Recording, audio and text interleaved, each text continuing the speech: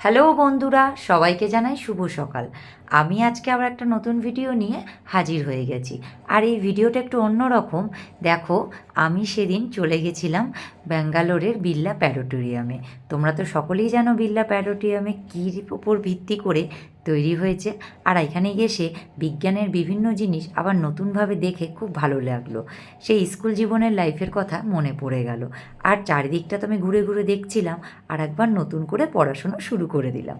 আর কি, নতুনভাবে সব কিছু ট্রাই করছিলাম। আর অ্যাট লাস্ট আমি টিকিট কেটে ভেতরে ঢুকে পড়েছিলাম।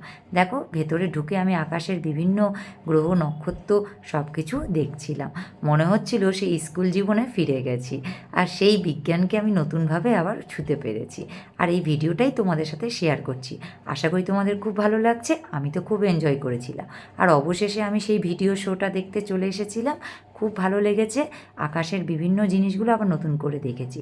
আজকে আমি ভিডিওটাই অবধি। টাটা।